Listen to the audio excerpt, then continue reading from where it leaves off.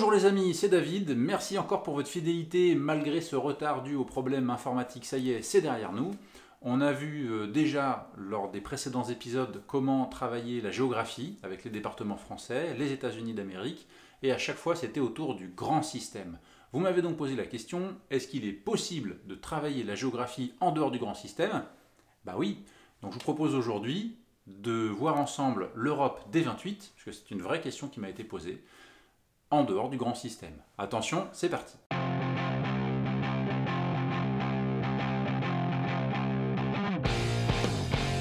Et même si vous n'avez pas besoin de connaître l'Europe des 28, d'une, la technique est intéressante, même si on l'a déjà vu, c'est du rappel, mais ça permet toujours de remettre en contexte les techniques et de se dire « Ah oui, on l'a vu pour ça, mais elle peut me servir pour autre chose ».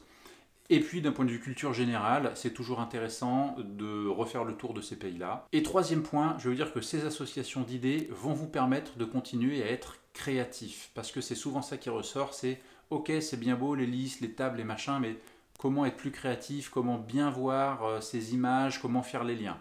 Et bien voilà, c'est une application toute trouvée. L'Europe des 28 aujourd'hui, on va l'apprendre dans l'ordre alphabétique. Il n'y a pas de numéro de département à savoir, on n'a pas complexifié la chose. Donc tout simplement, on va faire un lien entre les pays, tout comme on l'a vu dans le premier ou le deuxième épisode de Mnémonautes. Vraiment, on va faire un lien entre chaque pays. Pour commencer, je vais vous donner un petit exercice. Vous allez avoir la liste des pays qui apparaît à l'écran. Et simplement, vous n'essayez pas de retenir le pays. Vraiment, vous n'essayez pas de retenir. Simplement, vous faites une association. À quoi vous fait penser ce pays qui est l'Allemagne? Voilà, vous faites juste une association avec l'Allemagne. À quoi ça me fait penser? Ok. Ensuite, pays suivant, l'Autriche. Autriche, à quoi ça me fait penser? Vous faites juste l'association d'idées. Autriche, à quoi ça me fait penser? Quelle est l'image qui me vient à l'esprit? Très bien. Troisième pays, la Belgique. À quoi ça vous fait penser la Belgique? Ok. Quatrième pays, la Bulgarie. À quoi ça vous fait penser la Bulgarie? Et cinquième pays, Chypre. À quoi ça vous fait penser Chypre, le nom Chypre ou l'image de Chypre si vous savez à quoi ressemble l'île. Ok, très bien. Maintenant qu'on a les images pour ces 5 pays, on va simplement les lier entre eux. Alors l'Allemagne, et là il ne faut pas se priver de certains clichés, il y en a pour qui ça va faire penser à de la choucroute, d'autres à une Mercedes. Moi, de façon très cliché, j'ai associé l'Allemagne à Hitler. Au moins, je suis sûr de ne pas l'oublier. Donc, Hitler, c'est l'Allemagne, ok, et on va juste le lier à ma deuxième image, qui est l'Autriche. Alors, je ne sais pas à quoi ça vous fait penser, vous, Autriche, mais moi, Autriche, ça me fait penser à autruche. Il n'y a qu'une lettre à changer, donc j'imagine Hitler sur une autruche. Donc, mon lien entre les deux pays, il est déjà fait. Et puis, cette autruche, elle fait du saut d'obstacle, hein, un peu comme les sauts comme les chevaux, façon steeplechase, c'est-à-dire il y a une barrière et derrière il y a comme une flaque. Okay, sauf que ma barrière, elle est en frite, c'est l'image que j'associe à ma Belgique, c'est la frite, et j'ai toujours un accent aussi pourri. Mais voilà, donc j'ai Hitler sur mon autruche qui saute une barrière en frite et qui retombe dans la partie, dans la flaque qui est derrière et qui est en yaourt. Bulgare évidemment, donc c'est ma Bulgarie. Et pour en ressortir, il y a des marches, sauf que les marches elles font quand on sort puisqu'elles sont en chips, c'est Chypre. Et donc voilà, j'ai cette image là des marches vraiment où je marche dessus et elles cèdent, et j'ai Chypre en 5e pays. Donc vous voyez qu'avec une toute petite image, j'ai l'Allemagne, l'Autriche, la Belgique, la Bulgarie, Chypre.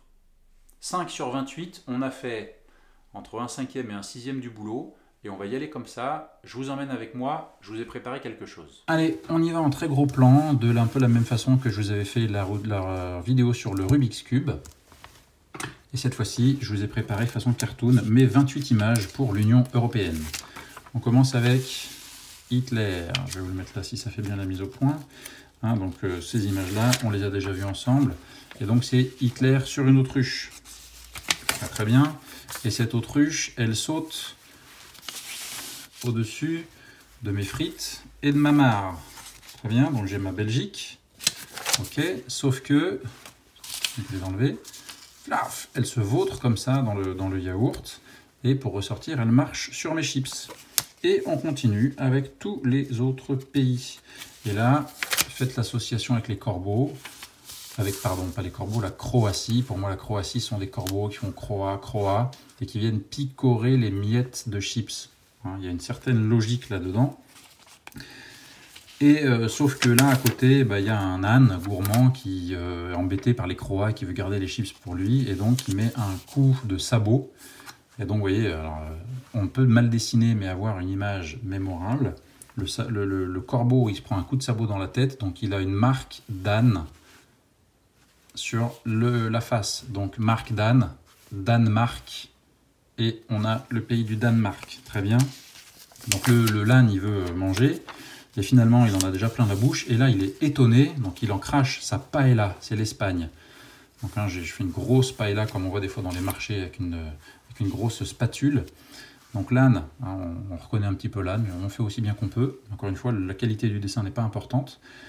Il en crache sa paella parce qu'il voit passer dans le ciel, donc c'est l'Espagne, hein, il voit passer dans le ciel le Père Noël. Waouh! Sauf que le Père Noël, il a un traîneau un peu particulier. Voilà, ça c'est le Père Noël qui passe dans le ciel. C'est que son traîneau, il est en forme de tour Eiffel, et dans sa hotte, il n'a que des baguettes de pain. Alors, le Père Noël, ça code la Finlande, puisque le pays du Père Noël est en Finlande. Et la tour Eiffel et les baguettes, c'est la France. Ça, c'est facile. L'attelage de son traîneau, pour moi, ce sont des sumo. Et sumo, pour moi, c'est ce qui représente la Grèce. Donc oui, ils sont pleins de Grèce. Donc c'est le pays, la Grèce. Donc là, vous voyez, en une image, j'ai 3 pays. J'ai la Finlande, la France et la Grèce. On est dans l'ordre alphabétique. Hein, il n'y a rien de surprenant pour l'instant. Et puis, les sumo, ils décident de s'arrêter pour brouter. Ok. Donc là, le Père Noël, il se dit « Oh là là là là, mais c'est la honte, c'est la honte !» Il se prend les mains dans la tête, il se prend la tête dans les mains, pardon, en disant « Mais c'est la honte, je ne vais pas pouvoir livrer mes cadeaux, puisque ces sumo se sont arrêtés pour brouter. » Donc la honte, c'est cette image de la honte, pour moi, du sumo qui s'abaisse à brouter dans l'herbe, c'est la honte, la Hongrie. Honte, Hongrie.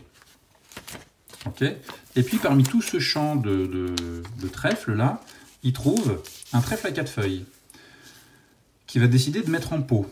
Alors le trèfle à 4 feuilles, c'est l'Irlande, hein, c'est le symbole de l'Irlande, et comme il n'a pas de pot avec lui, il le met dans une de ses bottes qui est l'Italie. Rien de compliqué pour l'instant. Toute cette honte et toute cette livraison, ça l'a bien fatigué le Père Noël, donc il va rentrer chez lui. Et il va aller se coucher dans son lit.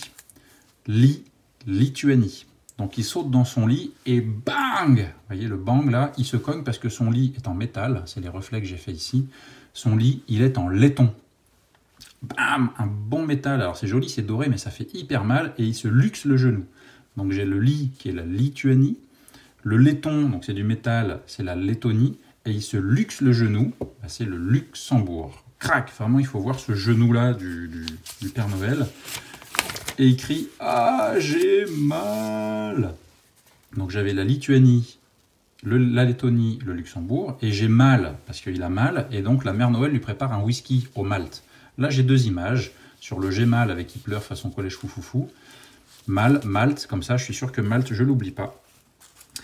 Et puis, on entend, comme il crie très fort, il a mal, par la fenêtre, plus bas, hein, comme quelqu'un qui lui demanderait de baisser le volume. Alors, ici, j'ai représenté par la fenêtre, comme si on voyait à l'horizon. S'il est en Finlande, et donc à l'horizon, on doit voir le pôle.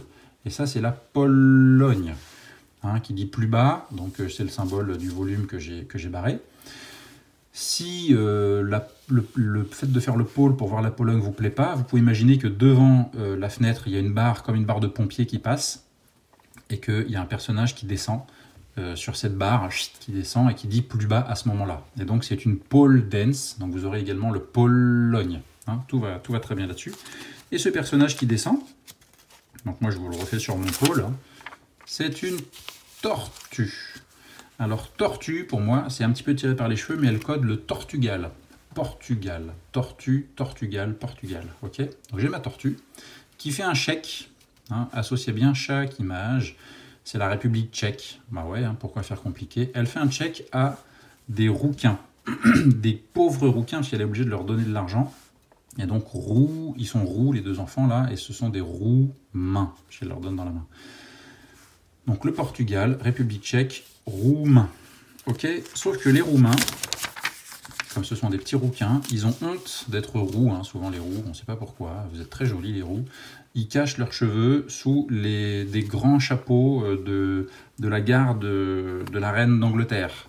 Hein, donc c'est pour moi très symbolique du Royaume-Uni, ces gardes-là rouges, hein, en costume rouge, avec ces grands chapeaux là, tout noirs. Donc ça c'est le Royaume-Uni. Et cette image-là, ils vont danser un slow sous l'eau. Donc slow sous l'eau, ça me code 2 fois slow, slow. Donc j'ai Slovaquie, Slovénie. Vous le mettez dans le sens que vous voulez, mais ils dansent un slow sous l'eau. Pour moi ça marche bien, slow sous l'eau. Je sais que j'ai slow, slow, Slovaquie, Slovénie. Et puis là-dessus, donc ils sont en train de danser sous l'eau. Vous voyez, on voit les bonnets qui tournent là. Et il y a un drakkar qui arrive et qui les percute, bam. Et sur le drakkar, il y a Elvis en train de chanter. Et évidemment, Elvis est en train de chanter Blue Suede Shoes. Donc le drakkar, là encore j'ai 2 images. Le drakkar, c'est l'image des Vikings. Les Suédois étaient un grand peuple viking. Et il chante en plus Blue Suede Shoes, donc Suède. Là j'ai clairement le nom dans le titre de la chanson. Alors suédé en anglais, c'est le daim retourné. Et ça tombe très bien pour nous. Suède, c'est la Suède. D'ailleurs, si vous aimez le groupe Suède, moi aussi, j'aime beaucoup Bernard Butler, grand guitariste. Voilà, vous avez les 28 images que je vous ai livrées pour apprendre les 28 pays de l'Europe, de l'Union européenne, pardon.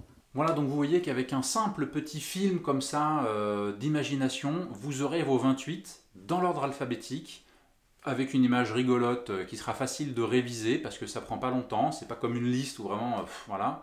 Par contre, il faut bien ne pas oublier d'étapes dans votre histoire, donc faites des liens, faites des transitions vraiment fortes. Top chrono sur cet épisode, je crois que là on peut difficilement faire plus efficace pour retenir les 28 pays de l'Union européenne.